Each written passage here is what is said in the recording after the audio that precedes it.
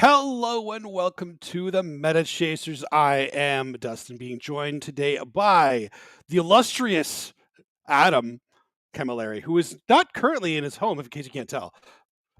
No, I am on the other side of the world. I am sitting right now in a hotel in lovely Amsterdam, Netherlands. And if you know Oh, anything about the mysteries and majesty of time zones, I was going to say travel, you know it's a really, really awkward time for me right now.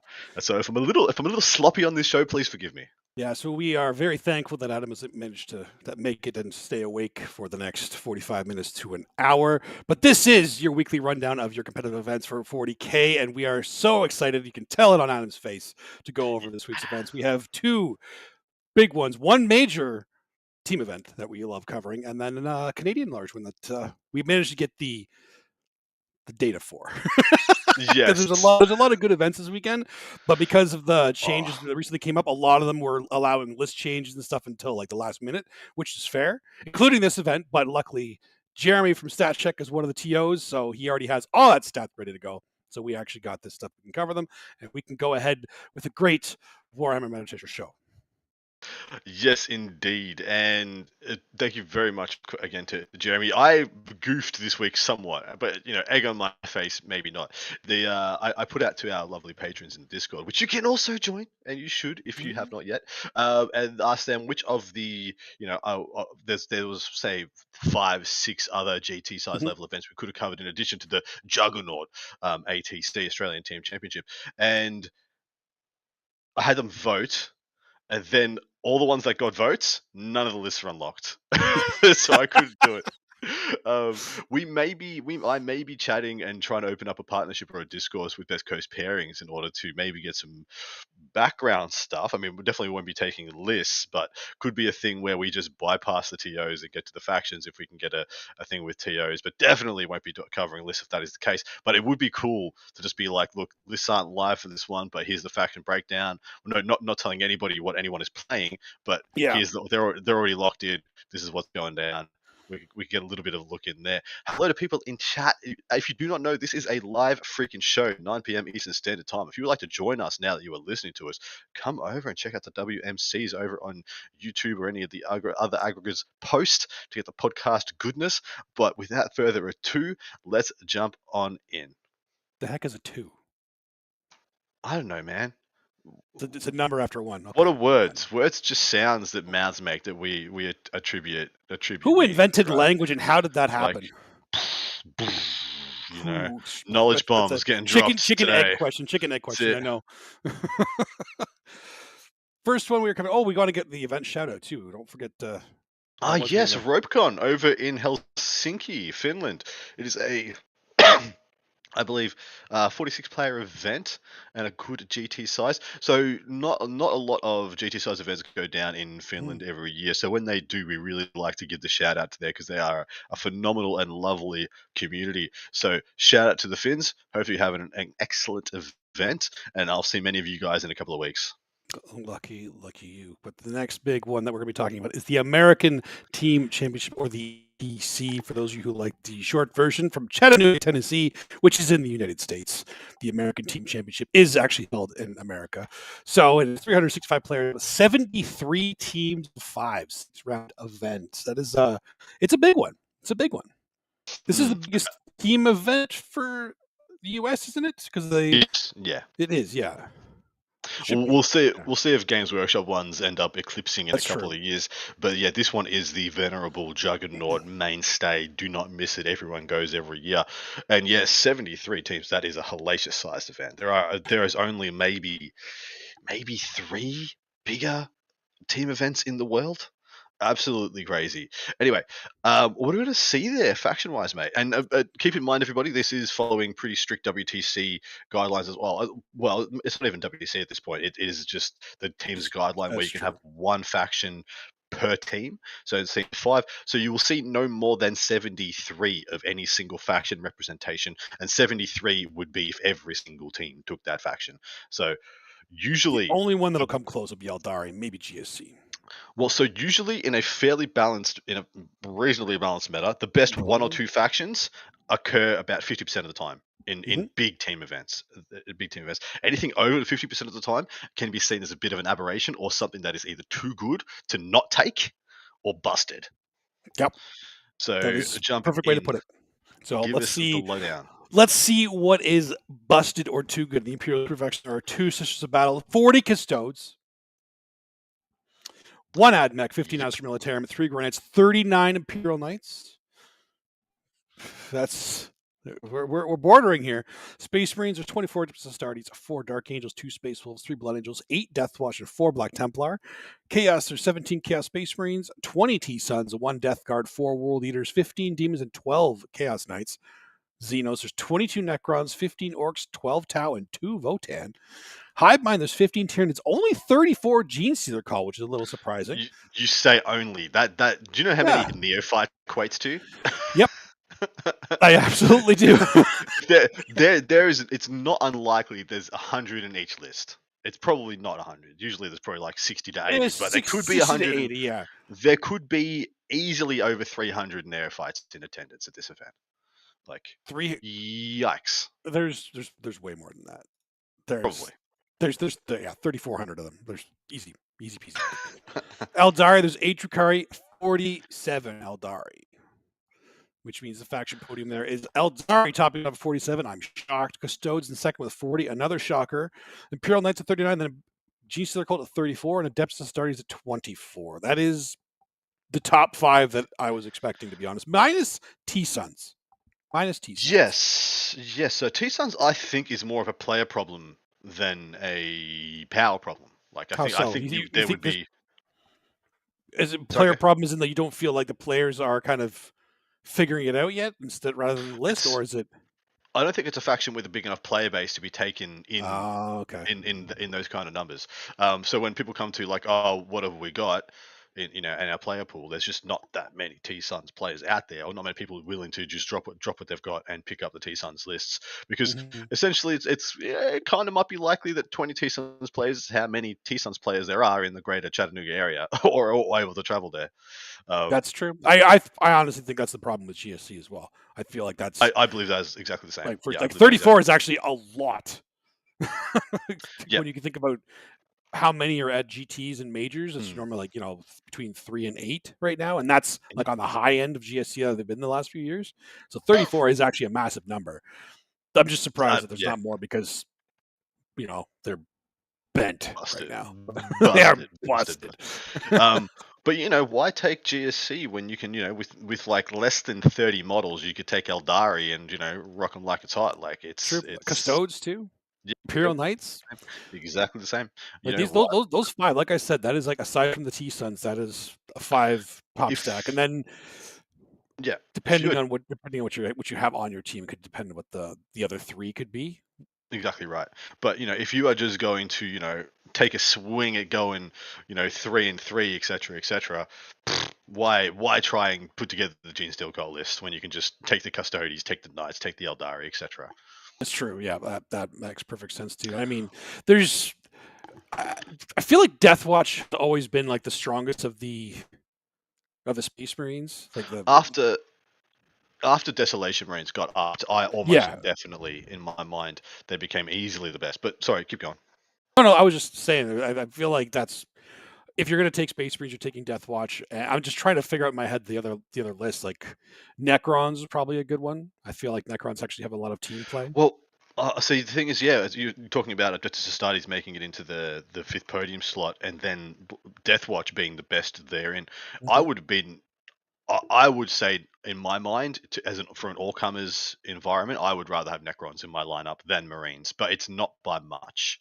Oh right, for some reason I was WTC. I was thinking eight players. I was. No, it's 5. Yeah. Oh, geez, right. This is only 5 minutes. 5 man team. Yeah, Okay, so that's next week's show, mate. next week's show. Yep. Sorry, I'm ahead of myself. I'm already excited for Ah, WTC. I was thinking 8 man. Like, yeah. Anyway, so yes, in, that 5 stack is pretty. But I do see your point. Necrons instead of the Space Marines. Yeah, I can get So behind that.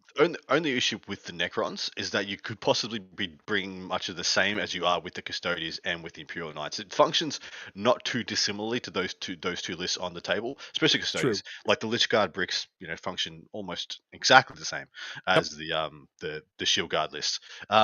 Or sorry, it's actually not that many Shield Guards. The Custodian Guard list. So it could be robbing from Peter to pay Paul in your 5 pack. But this is a faction breakdown of extremes. You have Yes. 40 Custodians and then one AdMech. Is this just a symptom of 10th edition right now? Um, it's a symptom of indexes. So indirectly, it's a symptom of 10th edition right now. The indexes are, we've talked about this on the show before. Last week, we kind of went into depth with it as well, that with a lot of these indexes are just not in the same ballpark. Like there's a very large gap between good codexes and the broken codexes. Yeah. And the ones that are at the very bottom, there's an even bigger gap. Like it's a cliff. So Well, and it's really clear to see if you were G Dub and you wanted to just see what was busted, what was not good enough, you could just look at this lineup and it tells you hundred everything. percent. Yeah. Anything that is between the say, let's go with 12 to 25 Mhm. is usually considered to be a middle pack list. Anything more than that is too good or broken essentially. And so Yep. like Asheville time at 15, yeah, they're probably on the weaker side of things at the moment with the indirect changes, but they're still a good faction, still pretty good for teams as well.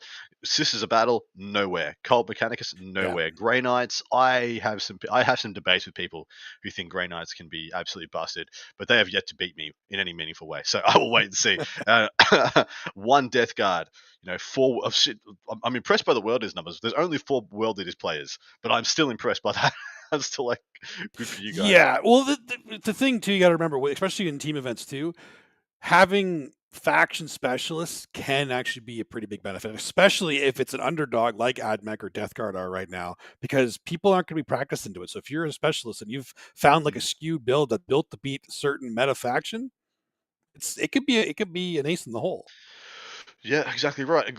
Tom Layton is pontificating upon Grey Knights being a bit of a sleeper. I see. I look at that book and I get crazy excited by the rules in it, and then I look at how and what I have to do to apply those rules to a game. I'm like, there is a huge disjoint here to making this stuff actually work on the table, and that's the thing.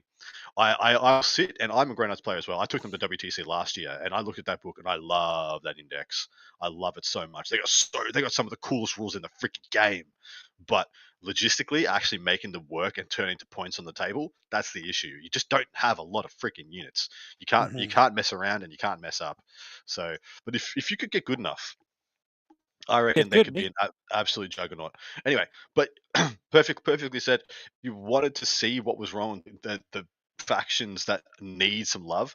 Just look at this breakdown. Two Votan as well is another one to Yep. point out there. Absolutely. But we do have a couple teams, top teams of attendance that you kind of We broke down the list for. You actually went full list view with this one because this I is a big did event. So I did for one. I pulled out every single list for Art of War's team, and I broke down them in full. Now, this is before I knew if I was going to be able to put another, before we could have time to put another show on the show. So I was going to do possibly 2, even 3 teams of full list breakdowns. But then I did one of the Glory teams, and I just did them in the short form for your viewing pleasure. But Art of War are probably the forerunners to take this. If you had to put your money on anybody, the 1-to-1 odds would most likely be on Art of War to take this makes one home. sense. I think they got 3 WTC members on there, and then the other member one of the other members just happens to be Richard Siegler on their team. Ah, So, who's he? and Nick Nanavati. So they got Nick Nanavati and Richard Siegler as the 2 non-WTC players and their 5-pack. That shit is busted. If you want to look at a team that's broken. Anyway. Uh, Jumping in the first of their 5-pack. Now, I'm not telling you who's playing who because I don't think it's all that relevant. We want to just get the picture, the snapshot of what they're bringing and why. First up, we have their Grey Knight list. And this is why we were just talking about Grey Knights and may have been a little sloppy segue. Yeah. Little Oh sloppy yeah, segue by myself. sloppy segue. Didn't quite link it up. I got it in post. But here we have Grey Knights. Now, this is an interesting list to break down because it is very simple. Drago, Brother Captain, and a Grandmaster. 2 units of 10 Terminators, 10 Paladins, a Calidus Assassin, and a 5-man exaction squad. So that is 3 bricks with 3 characters going in each of the bricks, and then an assassin and 5 mooks. Could not be more simplistic when you chuck it together on the table. Could not be more ridiculous in what you can actually able to pull off with it. Should you be able, but like each one of these bricks starts at 450 points minimum. The paladins are 510 points for their 10-man. That paladin brick without the character is more than a quarter of your army, and then it's getting a character as well. It's over 100 points. This is a really thick list. It's like Custodes. It's another Custodes guard list. It's exactly right. It's a mirror Custodes list, but it works very differently. So one of these sorry, one of these bricks is going to get aggressive on you because that, of course, is Vago's point. Once per game, he'll have a really good charge from reserve after he does the Midst of Demons or the pick up down. So is this list any good though? I mean, I look at it on paper and I'm like, maybe in Art of War hands this is going to be phenomenal, or if they've got some super spicing pairings tech. But this just looks like a list packed full of failure points. Yeah, like I mean, these guys obviously know what they're doing, so I have faith that they have a plan with it. I don't know what it is, and I'm really curious to see because like I said, it looks like a Custodes list, but it's like you said, it plays very differently, and their choke points are very obvious too. Yeah, I mean, anytime even just a Terminator unit gets nuked. Yeah, which can happen pretty easily depending on what you fight, right? Is there things like they need to avoid certain lists though, don't they? Or can they? Is this a list that they think can fight anything? Yeah, are you wondering if this list can be a put up? Yeah, if it functions like the Custodes shtick, I guess, did you get to be put as a put up, take a heavy board, exactly. Yeah, and nobody can roll you over. Nobody can really 20 you. Whereas this list, I hate to tell you that the next list is Custodes. So they took this list and Custodes. So this ain't to put up because it's probably Custodes. so it's gonna be the Custodes, and then maybe they put this up second, so they could take away the one that they don't want to take with the Custodes, and then they take this one. I don't know. Very possibly. But I am fascinated by this list. Really happy to break it down. This might be one that we only really get the measure of post-event, and I will be paying attention to see how this one does. Jumping down to our next list, of course, is the Custodes, like I just said, and it's even shorter than the previous. 2 Blade Champions, 2 Shield Captains, 2x10 Custodian Guard, 2x6 Wardens, 3x5 Prosecutors. It is, once again, this is 4 bricks with a character going in each, and then 3 units of mooks. I gotta say, for what the game is right now, I like this more than the Grey Knight list. I think this functions as it should. I found the actual Grey Knight list to be quite squishy at times. I found the Custodes list to be squishy at times versus certain armies. But then against those armies, you push the Wardens, where the Custodian Guard feel bad, and they're all vice versa, if it's the other way around. I like the balance of this one, I guess, more than the oops all Custodian Guard list. Yeah, I like that too. Actually, it's very, very minute, but it has a little bit more versatility. A very, very little more versatility. I feel like it's a bit more durable too, like you were saying. Yeah, well, exactly right. You got to playing against the army that dumps the mortals or has a once per game. I mean, I don't think the once per game Feel No Pain saves you from the Acolyte bombs, does it? Like, does an Acolyte bomb still kill enough Wardens that it's worth it, even through the once per game Feel No Pain? And then if they are able to dump all the other strats into it, exactly right. That doesn't matter. Yeah. It's still buck. It's buck wild. It's a like 160 point unit, just like double fist dunks through the Feel No Pain of like 6 Custodian Wardens. Only 150, Adam. Come on. Oh Jesus, that's a neophyte. Sorry, it's a neophytes are 160. But yeah, this list is another good one, and like I said, I expect this one to be wielded as the put up in the lineup. But let's give you the rest of it. The rest of the picture. The next one is the Jinsteel Occult list, which you knew was going to make it into this 5-pack. Give us the breakdown, mate. The Biophages, Clamavis, 2 Nexos, 3 Primus, 2 Saboteurs, 2x10 Acolytes, 4x20 Neophytes, 10 Aberrants, and 2 Ridge Runners, which at this point is pretty much the standard. Everybody started taking the 3 Primuses now, so they can have 2 and 2 Nexos with 2 Neophyte squads, and then an extra Primus can go with an Acolyte squad. You can mix and match it as you need it. Clamavis is in there for the mirror match or anything else that has deep strike shenanigans. Biophages goes to the Aberrants. It's so dry and standard right now, and I hate saying it. It's just the only thing that's changing now. You will very likely in the Oh, best competitive list will not see bikes anymore. we need to point out something about this event in that they have decided not to use the FAQ that just came out. So they They had have a so they are not using the FAQ. Okay, so this event might have some bikes, but that that's going to change soon. I think. I think once the fact kind of goes through, because for those that aren't really aware of what happened to that one, the big gimmick with the bikes was every time they make a normal move, they can do a bunch of mortal wounds based on every model on the mm, unit, and they had 3 different ways to do mortal wounds. But in the fact now it says it's only once a round, yeah. so yeah, that's not a thing anymore. And to be honest, their gimmick to me, if you went first, it was neat, but otherwise, yeah, like I mean, they still have uses. Like they can move, block, and stuff. They have uses, but a lot of people were taking them for the mortal wound gimmick, and now that that's Mm. gone, you'll see a lot less of them. Yeah, and that just means that those points, 100% the aberrant bomb is the better slot in now. There's no competition for there, and then the rest of the points just become more neophytes, right? Yeah, if I'm being honest, that nerf to the bikes has just forced people to make better GSC lists. Yes, it did. Yeah, it did. I felt like in teams you could really threaten with like 2x10 jackals. You could really threaten in certain matchups, but I always Yep. thought more neos is more better. It's just easy. Yeah. Take The broken. bikes Take are amazing when they work, but when they don't, they're just they feel so yeah. bad. Um, all right, so jumping down to the next list, we have Eldari, which you also knew was going to be in this 5 pack, because I believe this is, apart from the Grey Knights, this is the ubiquitous 5 pack that you could very well see in any other team. Or in any team, in any 5 pack in the world. He starts off with an Autarch Leaper, a Farseer and Farseer Skyrunner, and the Yinkan, 2 Fire Prisms, 2 Night Spinners, a single Viper, a single Warwalker, 5 Shadow Spectres, 5 Warp Spiders, and they are bringing the Wraith Knight. So that single big fatty Wraith Knight to keep people honest and also terrify at times. It's a pretty straightforward list. The Incarn, Wraith Knights, the Shadow Specters have started to become ubiquitous in all of these Yes. Eldari lists too. Yep. I mean, it's Fire Prisms as well. Night Spinners. I don't think you can make a bad Eldari list right now, but this is pretty optimized. Viper and It's Warwalker are the only thing might seem unoptimized, but they're there for yeah. points. Like So you can replace you them can with score.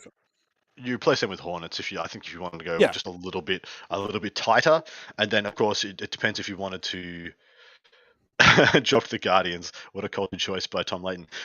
You could also take more Shadow Spectres, more Wolf Spiders, less of each, whatever suits your meta. But this is pretty close to, I think, a perfect teams list. The Wraith Knight is a choice because you can certainly take it away and just get a whole lot more list, but for the gut check effect. I think it suits really well to the Well, team format. yeah, you can get a whole lot more list for them, but you look at this list already; it is already so much list. I Like know it's you still get a lot of lists. There is a dearth of list in this list, regardless of the 470 point race right now. I think 470. 470. Yeah, that sounds Yeah. right. All right. The last of the Art of War 5 pack, Death Watch, which 100% I think is a great looking, especially seeing as the 2 other best factions in the game are both Xenos, and the two which just went through the GS Naldari. Mm. What did you get a lot of work done? Starts off with a Watchmaster and a Captain, and then a Phobos Librarian. 10 Desolation Marines, of course, are ubiquitous, especially in teams. 1 unit of 3 Inceptors, and then a full complement of 3x5 Infiltrators. You can very well see where this wants to prey. 2 Land Speeders, 2x10 Proteus Kill Team, and a single Storm Speeder Hail Strike. What do you think of this one, mate? Because this is, I think, is the first of a wave we're going to be seeing of these. I would not be surprised to see if this archetype makes it into a lot of WTC lineups as well. Oh, 100%. Death Watch right now is actually ridiculously strong. I feel like the Desolators still go well in there. The 2x10, the Proteus kill teams are amazing. Infiltrators are just, I think they're just solid just to move blocker, prevent scout moves, infiltrators yourselves. Like they can be used for a lot of things themselves. It's got versatility. It can kill, like you said, the 2 top meta lists because that's what it's Mm. built to do. It's solid for a team event and singles. Even I feel like it's actually really strong. I'm surprised more people aren't bringing it in singles. Do you know what the Hail Strike does and why it's in the list? I do not. Go ahead and tell me, Adam. So it's got the ability each time this model is shot, select one enemy unit that was hit by one or more of its attacks until the end of the phase. Each time just a studies unit makes a ranged attack that targets that enemy unit, improve the AP by 1. So it is a lot of the time used to make sure the Desolation Marines can do the heavy lifting. Hey, it's a Ridge Runner with a mortar. It's a Ridge Runner, mate. They were like, hey, we got one of them too. Let's put those in our list, eh? And they We got are one of doing those. it. Yeah. I like this list a lot. The prettiest kill teams I'm finding is I hate to say I don't want to say win more. I like to just more vets, but than the specific kill team. Yeah, okay. That's if that's it. But it's a very versatile unit. It's one of the truly versatile units in the game that can do so much and not breaking the bank. So I don't hate seeing 2, even 3 of them in a list at times. But yeah, this is a really good one. This is a really good list. It's really Yep. good. I think a Uh, solid team like this would be the one to beat. Obviously, like we were saying, that's the only one we are curious about is the Grey Knights. Not saying it's bad. I don't get it. Exactly right. In a lineup, you could easily take out the Grey Knights, put in Imperial Knights. You could easily take out the Grey Knights, put in T-Suns, take out the Grey Knights for numerous different options. The Grey Knights looks like it is their secret spice. Of course, a bunch of these boys are WTC attenders, and at the top of the Grey Knight list, it even said WTC super secret source. .pdf like at the top. So they're taking the piss as well, having a bit of a laugh. They know. But yeah, They know. they know. They know. And if we were betting on, if we could bet on, teams to win, the odds of, well, you wouldn't make much money betting on Ardabor, let's just say that.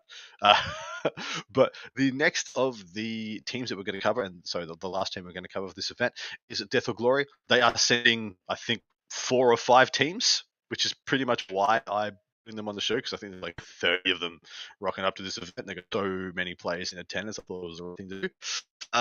This first is actually Brad Chester's as well, and he's playing Orcs. And I wish I could ask him why. Why not play something super powered?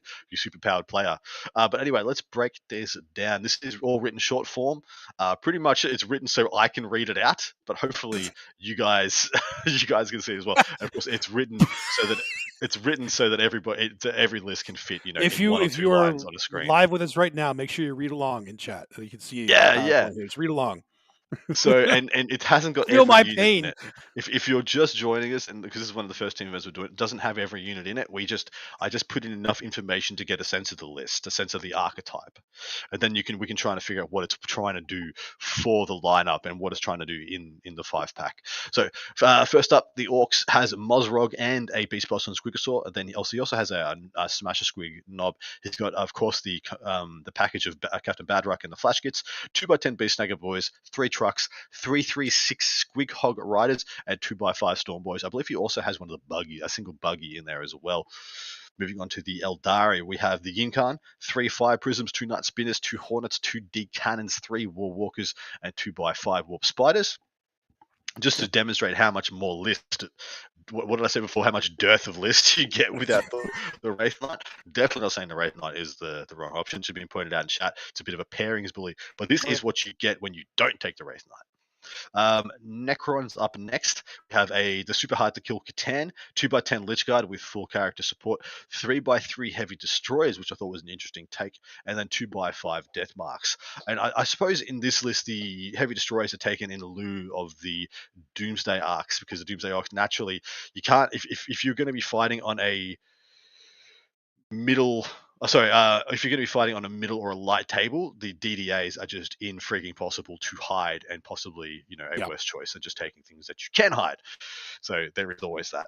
Custodies, a unit of 5, a unit of 4 Custody Guard, 2x5 Alaris, 6 Wardens, and full character support for all of those bricks, and Eversaw, a 2x5 Exaction Squads in addition. So going the Alaris over the bigger Custody Guard list, but because of that, he actually has 5 units of very relevant Custodies instead of usually 4, 3, or sometimes even 2. And then the last list, we have a pretty by the numbers Genestealer list, 3 Saboteurs, a 1 Acolyte Bomb, 120 Neophytes, the 2 Ridge Runners, and this gentleman has the 10 Jackals, which probably are going away for either the Aberrants or more Neophytes. Well, he actually can't take any more Neophytes. He has 120 already. He can't take any more. It is what it is. Mozrog is for those in chat, Mozrog is the named beast boss on Squigosaur, whose model is phenomenal. But tell us your thoughts on this 5-pack, mate. Anything standing out to you? Anything really spicing it up? The orcs. I feel 100%. like the orcs actually have they right now are, in my opinion, one of the I'm scared to say best, but they are actually ridiculously good blocker in tactical card game Yep. because they Yep. can bring so much shit and they can score all their points and they can prevent you from scoring your points at the same time because they just have so many things. You could have the best guns in the game, but do you have enough? You know what I Yep. mean? I Yep. feel like there are like games they can win too, but even going into some of the really bully lists like BSC, Eldari, they will still score points.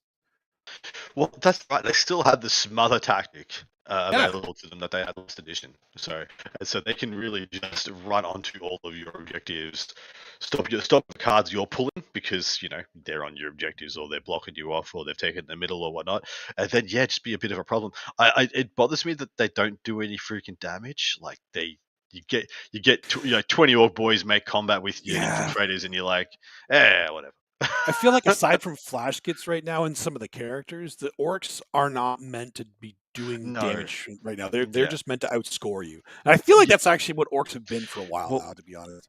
is exactly right. That is kind of what they ended up being in 9th edition as well. Funnily enough, I see Orcs and Tyranids as pretty interchangeable. With the right player, they can Yep. do phenomenal work. They can Yep. do really, really, really good work in your lineup. And of course, I just pointed out Brad Chess is playing that Orc list, so he's not playing it for nothing. He's going to be a bit of a weapon.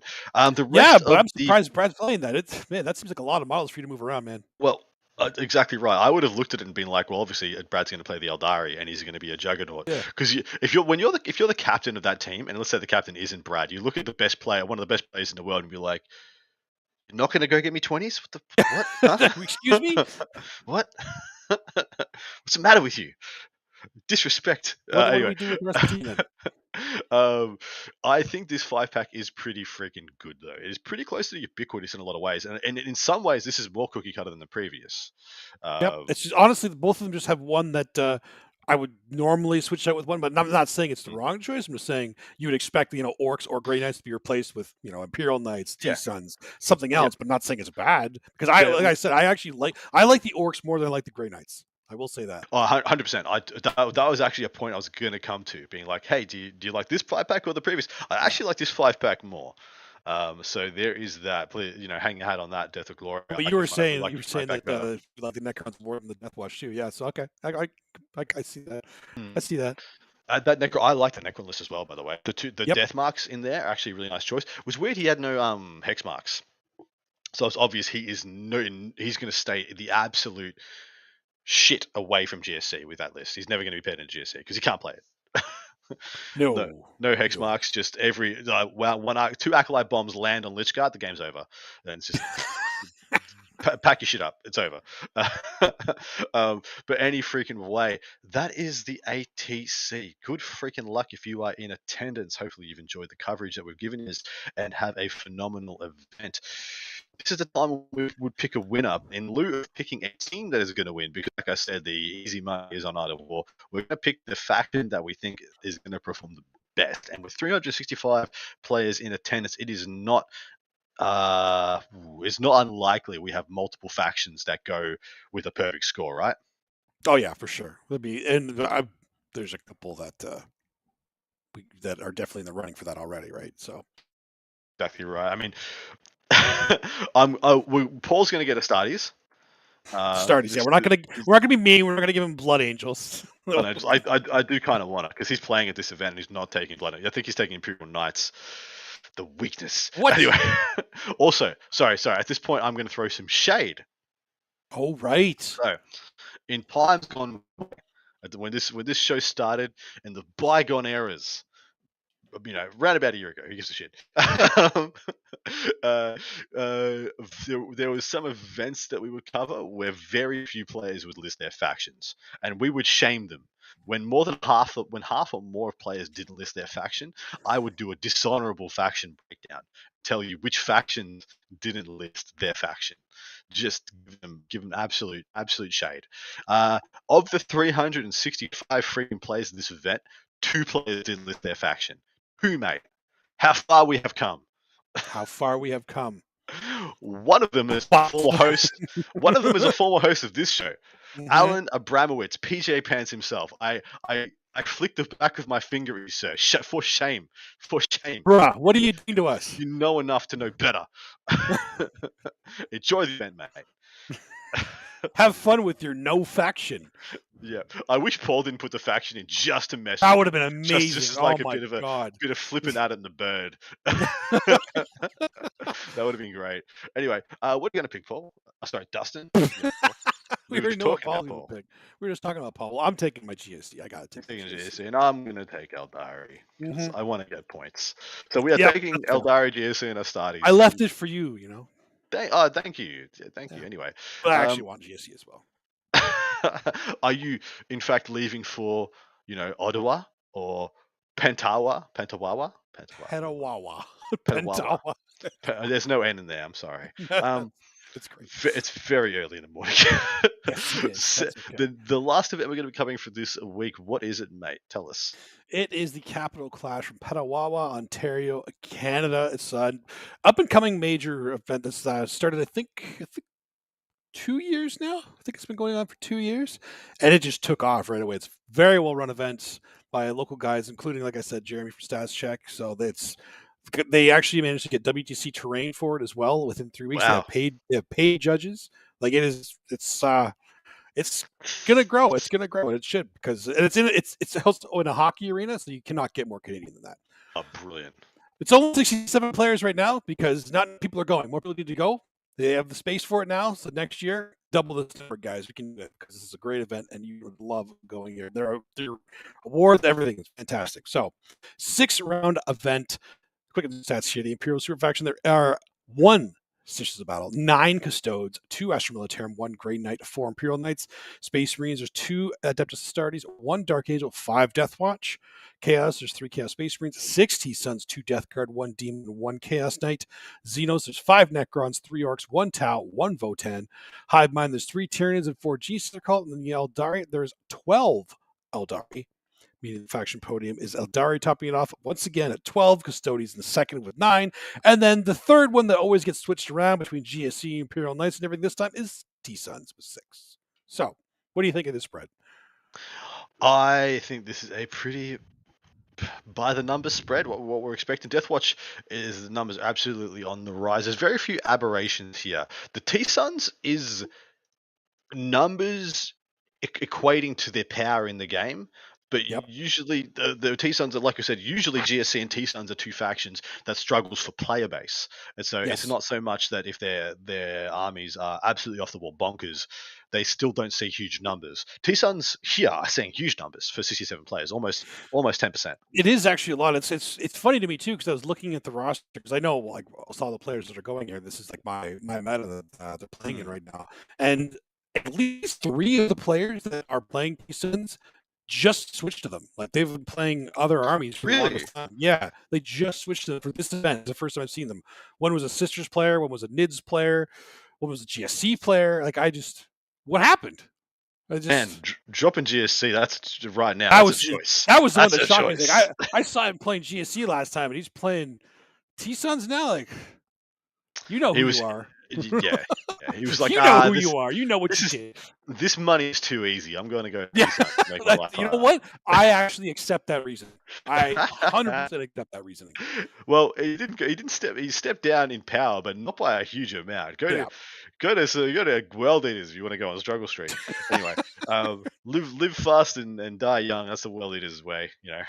It's true. Because you don't make it to turn 3.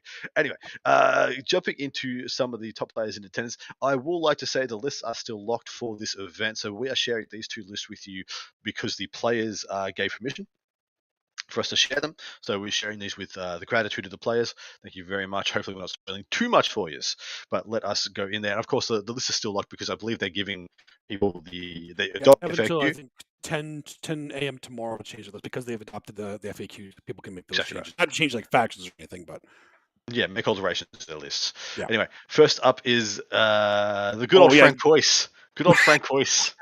there it is. Frank Coyce. Francois, long-standing meme is of me mispronouncing his name as being Italian rather than French, even though he is from Canada. Anyway, he's playing Deathwatch. He's got his Black Spear task force, and like I said, this week Deathwatch are absolutely on the rise, and I believe it's going to stay that way for a little while at least within the Space Marine super faction. So Watchmaster and a Primaris Captain, 10 Desolators, 2x3 Inceptors, 2x5 Infiltrators, 2x10 Proteus kill teams, and then, like I said, you could have sometimes 30 kill 3x10 Proteus kill teams, or you can take, in this case, 10 Stern Guard, which of course are going to be getting the Primaris Captain treatment, who I believe has the Beacon Angelus, so they're going to be getting it dumped on your opponent's doorstep at some point and blowing up some stuff. And he also has the Storm Speeder Hail Strike to help the Desolators get over the line. +1 AP is just good. Turns out it's good, mate. So the difference in this one though is the 10 Stern Guard. Correct. So losing what are the ones? The other one had more infiltrators and More and infiltrator squad and 2 single land speeders. So a little bit more objective play, I guess. Whereas this one has the extra unit of Inceptors, but against the land speeders. But the balance here is very similar. Yeah, for sure. I feel like the Deathwatch isn't quite figured out yet, but it's pretty close. A lot of them are taking the Proteus kill team. We are seeing a lot more of that, like you were saying. I think it makes more sense to take it in single because it's more versatile. Because the team one, I feel like you could actually take the just the regular troop one. Why can't I think of the name? Wow. The Deathwatch Vets. Thank you, the vets. I feel like that's more of a team one because they're not quite as versatile the Proteus, but for singles, I think it's the perfect choice. And the Stern Guard, I think, are actually really good too. I like the Stern Guard option here a lot. I think it adds another nice little wrinkle to the list. Just having the mortal wound bomb. Actually, I should have checked which Stern Guard guns they had. To be honest, I'm not sure. I'm not going to speak out of turn and assume they got the mortal wound abilities. But yeah, this is a very nice list. I think it's a good one. Yep, it's like I said. I think it's pretty standard Deathwatch at this point. The only things that are kind of interchangeable is maybe the kill team could be a different kind of kill team. Stern Guard are a little interchangeable, but everything else, you need the 10 Desolators. Theoretically, what do you think the Stern Guard are in there for? If they are the mortal wound ones, in fact, let me just go. Let me just go. Actually, I can't go check it out. We don't have the list in BG. Oh yeah, I can't. It's not. It's locked. No. Frank Coyce. Someone get Frank Coyce on. Frank Coyce, get Frank Coyce on the line. Ask him. Get him. Frank Coyce. Which guns you take? he would hang up on you. Yes, he would definitely hang up on me right now. Nick, I know you gave me your list. We can't go over all of them, though, bud. The 10 Stern Guard in there seem to me to be a great option to put in to help you against Necrons. Yep. For the mortal wounds, exactly freaking right for the Lich Guard, mate. So because the anti 4+ doesn't care about their -1 to wound or their high toughness or any of that crap. You just dump down and you just kind of kill the unit. Yep. That makes sense. I think it's really strong. All right. The next list we're going to be covering is Zach Kamau. Como. Man, I always got to get you to read the Canadian names. This is amazing. It's going to be fun for the whole family. He's got a battle host detachment. He's got his all-time Avatar Kane. Fastia, and the Incarn. He's doing the bash bros. He's doing the double team. I like the double avatar. I think it's sexy. I'm not sure it's the best option, but I don't know, but I like it. 2 Fire Prisms, 2 Lynxes, 2 Night Spinners, a single cannon battery, and 5 Warp Spiders. You do give up some dearth of list for that double avatar. Goodness, yes. But you are living on Dream Street, making that work. I love that. The so what is ubiquitous with Eldar right now? I think the Incarnates, the Fire Prisms, Warp Spiders, either a D-cannon support weapon or a Wraith Knight. Maybe not both anymore. Maybe that's kind of one of the Mhm. changes they've had because I think with all the lists we've seen, they've had one or the other. They have the Wraith Knight or a D-cannon and more stuff. Yes. Um, exactly right. A little bit. I'm seeing less of the, I guess, the mission play options.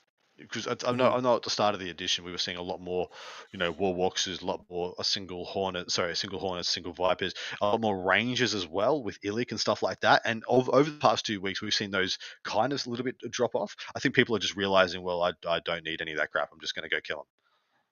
Yep, Yeah, that it makes doesn't sense. matter. Yeah, The Lynx is the first time I'm seeing them make a list. I've heard that they are quite good. Have you played against them before? I haven't not in 10th edition anyway. I Hmm. I'm actually really curious too. Zach has always been the guy that kind of brings some off the wall stuff that is secretly good that nobody really thought about. So Yep. I'm curious to see how this does too. The fact that he's bringing two avatars, I just love that. I know he has a plan with it. I don't know what it is, but I think it's great. So they all come with a Lynx Pulsar, which is a 4-damage, 4-shot, strength 16 minus 3 d6 damage assault weapon. That's Now, not bad. yeah, that is quite good. I was trying to see if there's any other assault weapons you can put on this bad boy because its ability is Seeds of Vol, which means when you advance, you don't make a advance roll, you just move another 9 inches. So when you move 14, and then all of a sudden you move 23, and then you shoot that gun, it seems pretty good to me. How many points does this thing run? Yeah, It used to be ridiculous. What are they now? I'm curious. I I actually did 155. Wow, Not too bad, I don't think. It's that's because not they are bad at what? all. Toughness. Dude, they're toughness 9 with 16 wounds. So it's not the What? toughness. The 16 wounds with 16 wounds with the 5 invulnerable save, 155 points. I think you're absolutely right. I think he is onto it. That sounds like a good freaking He unit, is man. onto it. And you know what? Mind you. Between like when you bring in Avatar Kane and the Incarn, I just realized this is the first time you've ever been able to do that. You couldn't do that before. Because you couldn't take Avatar of Kane if you took the Incarn because you couldn't do it It's with correct. Inari. Yep. Yep. Yep. Holy It's crap! it's So you know what? first I time I don't care remember. if it's not good. You do it. It's amazing. You Hmm. can do it right Hmm. now. Hmm. Get your Bash Bros. Get your Get Bash your Bros Bash in, man. Bros, the Eldar Bash W- Bros. Watch the Mighty Ducks and go play some Eldar. Yeah, uh, perfect. anyway, that is the end of the list that we are going to be covering for this event. Time for us to pick some winners. And of course, Paul defaults to the Astartes. I'm going to go with the T Suns, mate. Whoa, whoa! All these people jumping on the T Suns. You feel like they're onto Yeah, something, are you? I like the number. I've picked them yet, but I think I like where they're at. What are you going to pick? There is no way that I can go against some of the people that I know are going there and are bringing Eldari. Fair enough. That's fair enough. When I was when, gonna. when I the was Team Canada Eldari players go in, I cannot not pick him. what? Yeah. What's going to annoy me is when Paul falls ass backwards into Francois winning this. Yeah, it's true because He he gets very some well points. could. Yeah. For those of you who do not know, we keep a tally of who picks the winners. And then over in part 2, we meme on each other as week by week we tally the points for the month on who's picking the winners the most. And it is a tightly run race. There are 2 points separating first and last place right now. So someone's on 8, someone's on 7, and someone's on 6 for the month. And this is the last week that we're going to be tracking for this month naturally. So next week will be a fresh month, and we'll be memeing on each other, telling you how much about who won. And if you want to get in on that goodness, if you want to listen to us memeing on each other, you should go over to the Patreon. You You should should just freaking do it. just I, do it. I do not know if you guys are aware that Paul and Dustin and I are on other shows, but this show takes as much effort as every other show that I do put together to put together this one show every week. And so to that end, if you want to support us in this endeavor and make sure we're able to continue to do this, entertain you guys, and hopefully be informative, find and look up Warhammer Meta Chasers on Patreon. You can see it up on your screen right now if you're watching us live, and join in at any tier and every tier you feel comfortable. $3 is you can just jump in and support us for $3. You don't get many perks, but we're very grateful for it. At $7, you get access to the second half of this show, which we record every week for about half an hour, where we tell you what won, who won, and why. So we'll the format's getting quite set now. We'll tell you what the podium was for the event, who got the chockies out of us, who got the points on the board. Then we do the top 10 faction breakdowns, and then we pull out one of the most interesting lists from that top 10. We break it down. Why did it do well? Why did it perform? Why you should know about it? And then we do that for every event that we have covered. And then sometimes we just do some funny stuff. Like, when a couple of weeks ago we had an undefeated Death Guard player. We broke down his list on the show because it's an interesting list and we wanted to see what was going on there personally. So if you want to join in, look up on your screen right now. Warhammer Meta Chasers over on Patreon. We'd love to have you. Thank you very much. What are we doing now, mate? We got one more segment. Well, now is the time of our show that we kind of get rid of all the crunchy bits, as Paul always likes to say, and do what we call the Fuego Rapido, which is we have 5 random questions, usually nothing to do with 40K, sometimes everything to do with 40K. We talk about it for 2 minutes tops, no more than that, never to be brought up again unless requested or it's just funny. This is probably the favorite segment, I think, of a lot of our listeners too. A lot of people just kind of they like listening to a lot of these topics because we talk a lot of shit, to say the least. Sometimes there's a theme to it, sometimes there isn't. I don't know. Adam and I do not see this before it comes up, so we can't do this. But let's see. Oh, there's a theme. I think it's a Disney theme. Looks like a Disney theme. Looks like it's a Disney theme this week. All right. Yeah, this is going to be a spicy one. What's the first one, mate? Let's go. All right. So once the timing goes, we get the first question. What is the best Disney movie? I'm trying to figure out what are Disney movies. Do we need Disney that's actually kind of the problem I'm having because I don't even know if some things are Disney now or not. Like, is Marvel Disney now? Is that a thing? Is that? Yeah, exactly right. Are the Avengers Disney now? The Avengers Disney? Yeah. I don't even know. I would like. Okay, Disney animated. Cool. That narrows it down. I am gonna go with Toy Story. Whoa, that was a curveball. And the whole Toy Story franchise. The whole thing. I have cried, didn't you? Yeah, I was gonna say I freaking cried. You cried. You cried at the third one the most, didn't you? Do you know what I was gonna say? I was gonna say Honey, I Shrunk the Kids. Is that a Disney movie? Because that was pretty good movie. It's a damn good movie. What's your take? See, I have to think of all the original cartoon ones too, like what do they call that? The rotoscope animation? Not the rotoscope. Is it the rotoscope? Yeah. The really old stuff. Really old stuff, because that's to me that's what Disney really is. Like all this other stuff, like people, Skull TV saying Empire Strikes Back. I would say that, but I do not consider Star Wars to be Disney movies. They weren't at the time of their production. They weren't at the time of their production, right? As they have been purchased by them, sure, but yeah not in my. I wouldn't count them. What was it? Actually, you know what? I have to say the one that I watched the most as a kid, and I actually memorized it to the point that every time I went to the barber, I would play the movie in my head while I got my haircut because I didn't like getting my haircut, and it helped me get through it. Nice. And that was Aladdin. There you go. Okay. That Aladdin got me through a lot. He hated getting his haircut so much, he had it lasered off. Yeah, well, I just got stressed out for going to the barber so much. It just fell out. All right, next one. Do you agree with them making new live-action versions of Disney movies? No. Nope. Stop it. Absolutely not. Fucking stop. I have no problem with them doing it. I just have no interest. Yeah, I get why they're doing it, and there are a lot of people that like it. No, there are a lot of people that like it. They're doing it to turn over their licenses and to milk existing IPs. That's all they're freaking doing. And I mean, like, they could be trying to make something. Throw more money at it, make it more big budget. Look at all the pretty colors and everything. Yeah, it's cool. You can do it. We get it. I know you can do it, but stop. Yeah, it's just stop trying to milk the same garbage. Just let it be. So there's another thing too. So I didn't have as big of an issue with like Aladdin. Obviously, I prefer the cartoon because it was my favorite Disney one. But the live action Aladdin is okay because the people. Live action Lion King. That is fair. I mean, it's live action. Even live action Little Mermaid, like How do they get to call it live action when it's animated? Like when they're that's what I 3D mean. renders. It's Like how do live they get to action, call it real live action? people. Or It's stupid. is it though? Well, yeah. 'Cause, Well, and from that Little perspective, Mermaid was like. Toy Story is live action then, because I those are argue real little. people, I right? argue like Real I people are argue doing the there is. voices.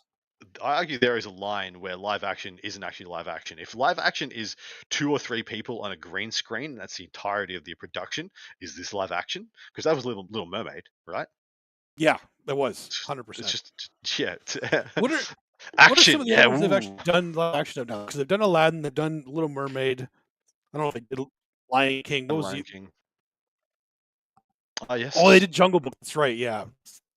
See, whenever it's a lot of animals or a lot of non-human stuff, like Mulan's Yep. fine Mulan. because that was fine because that's people. Humans. That's Yep. people. So being live action with people makes sense. But There you go. anyway, next one. Aladdin or the Lion King? Well, I mean, I think I already answered this one for Aladdin. myself. Well, Not to say the Lion King wasn't great. It was actually really good. Lion King's just Hamlet, right? Yeah, It's just that Hamlet. comparison's been made quite a bit. It's a story that's been told, that's been done, that's been as But it awesome wasn't done and with lions and wild boars and what the hell is that other oh, guy? you got me there. Aladdin was phenomenal. Aladdin was one of the first animated movies I ever saw in the cinema, and I was in awe of it. It was Yeah, phenomenal. it was actually it caused awe, I think. It pushed a lot of boundaries with the animation as well. They had like the first kind Yes. of uses of 3D in there, which you notice the most in the scene when they're locked in with the genie underground and it's all Mhm. dancing around doing crazy crap. Yep. Yeah, that was really good. Aladdin is just a phenomenal film. It was so good. It's actually when I saw that in theaters because I was obviously really young at the time. I actually remember seeing that. My mom took me to see it. Mm. I've never heard my mom laugh as hard as she did when Abu imitated the princess. Like it was pretty funny. Yeah. That was good as. That was good. Oh, It was it good. was a banger. That was a Look, banger. I mean, Lion King, l- like you said, it was Hamlet. It just yeah. uh, So the it, only thing the Lion King could say is that they spent more money on their soundtrack. they did. They Oh spent yes, so much did money they on ever? Did they ever? so much more. Aladdin, they're over here making Robin Williams sing, and actually did a great job. Yeah. Aladdin, they've got freaking Elton John, and Yeah, yeah, they did a great job with that. I mean, good on The Lion King for introducing kids to Hamlet without introducing kids to Hamlet. It's like if yes. you ever had an English class where you had to study Hamlet, go watch The Lion King, you're covered. Mm. Just replace, lions with people. All right, next one. Classic Disney pre-2000 or new era? I'm going to say new era is not the live action because that's not a contest. So new era is like what? What is new era then? What is there? Oh, like Monsters Inc. Oh, Oh, okay. would, So, yeah, would be ooh, Toy that's Story. actually Yeah, that's yeah. actually harder. Mm. Because Monsters Inc. Toy Story is in there. Ooh, I ooh. mean, only one of these really strokes my nostalgia berries, so it's probably classic. Yeah, I think I'd have to go with it too. But again, I think it's only because of the nostalgia factor. Yeah, me too. I can't If I, honestly say these are superior. These things are superior. yeah, like, but they for their time they were incredible and they hold up really well. Like, let's be honest, Mm. they hold up really well. So I feel like the right answer is new era, but I can't, in good conscience, say it with the amount of nostalgia I get from watching all the Mm. classic stuff. Yeah, I agree with that. And the anger I feel when I watch a live action of one of my favorite classics. The sheer, The the sheer sheer bile. rage. Like it just Uh, yeah, I don't think I can get uh, behind that. But I mean, that said, Monsters Inc., Toy Story, like you were saying. Actually, Monsters Inc. was fantastic. That's a great. really, yeah, one, yeah, Oh, and Wreck-It yeah. Ralph is in that too. Holy crap! Yeah, They're really good. Yeah. right. Actually, you know what? I forgot about Disney. I didn't know Disney did Wreck-It Ralph. Wreck-It Ralph is my favorite Disney movie. I Oh love wow. that movie. There you go. I absolutely love that movie. It is because that movie that hit all my nostalgia with a new era movie. Mm. So, yeah. Wreck-It Ralph was. I love that movie. That movie's incredible. Was Shrek Disney? Pixar. Pixar's not Disney, right? Toy Story was Disney. Pixar is Pixar Disney. is Disney. Yeah. Okay. Damn. Okay. Yeah. New era. Yeah. New era. No, we're going new era now. It's okay. Shrek the got me. right answer is new era, but we have to say classic because of our nostalgia. It's like there you go. Oh yeah. Shrek was okay. DreamWorks. Yeah. DreamWorks. Never mind. That was the other one I was thinking of. Okay. All right. Last but not least, name 3 Disney songs that always get stuck in your head. You Ain't Never Had a Friend Like Me. That one is always in my head. Yes. Me too. Always. Yep.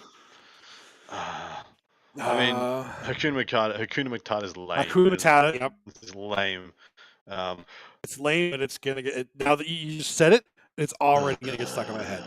I'm sorry, everybody. Under the Sea gets me. I sing that all the time because I meme on the Simpsons version of it, where Homer's just like eating everything and he's singing it while he's pretending they're gonna escape under the sea because everyone's after him because they think he's committed sexual assault. Oh.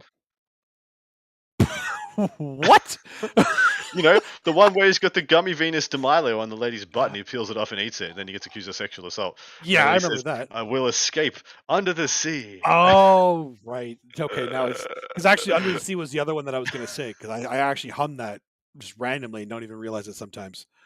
That's a really addictive one too. So that for sure. I forgot about them doing it in The Simpsons. Literally only because of The Simpsons. That was I'm actually not sure if I've sat down and watched a Little Mermaid cartoon. Really? Movie. I don't think I've ever watched it. I definitely did. Not because there's anything wrong with it. I just one of those ones I've never got around to. It was good. And the Under the Sea song, I definitely still hum that randomly sometimes. What was the marching song of Fantasia, where they're marching along, the little dudes? That's not a Disney. It's not a Disney song. I know what you're talking about though. Yeah. Yes. That one, right? Yeah. I can't remember the name of it. I'm pretty sure it's a classic. That's my internal elevator music. Okay.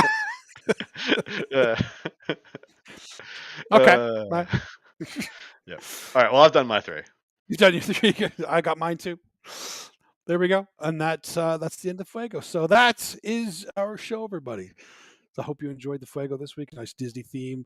Then thank you for joining us for the ATC and Clash. Good luck and have fun to everybody attending these events. Make sure you check out any of the coverage that might be getting covered on those. I don't know if there's something of the ATC being covered. I hope there is because it's going to be a big event to cover. Good luck to all of you guys that are playing in it, all of you that are watching it, all the judges especially, because I know you guys have a hard job, and we appreciate you. You hear me? Tell your judges you appreciate them, guys, because that's right. We need them. Right. We need them so badly. Options in chat, and should you leave a comment on the YouTubes, or if you are a patron of ours or in the Discord, give us an option to use on the show, because we're looking to retire the venerable Angela Lansbury from our default someone's not here pick. We want one that's a little more relevant to the WMCs now that Angela's, may her rest in peace and be retired into glory evermore. Maybe we'll whip her out on a special occasion, but we're looking for one that's more relevant to the WMCs of what we do. So if you have any ideas for that, chuck them up in the chat or hit us up in the Discord or leave us a comment in the Patreon. So we'll see you there. Thank you so much for joining us, guys. Have an incredible weekend. And yeah. We will see you next week for the WTC episode. So next week episode, stay tuned. It might come at a different night. It might be a weekend show. We might do it Friday, Saturday, or Sunday night, because the Thursday before we might not have all the stats. We might have all the lists or all the stats or everything we need to do the show. And the Thursday after is going to be in between the singles and the teams event. And so I'm going to be at and commentating on the event, and I ain't got no time for waking up at 3 o'clock to do this stuff. So it might be that the boys go on without me the weekend of the WTC, but we may hopefully we'll have an earlier episode for you, giving us the full coverage of one of the best events in the freaking world. The best in my mind. I didn't want to say it, but it is the best. I will 100% say it. Yeah. There's a big gap. There's a big freaking gap between that and the next one as well. What do we call that? The WTC, but the C stands for Cliff. The WT cliff. The WT cliff. That's right. The WT cliff. Between that and the next most Warhammer relevant tournament event. cliff. Damn, that's what it is. All right. Love you guys. Take care. Enjoy your weekends. Enjoy your Warhammers. See you next one. See you next one.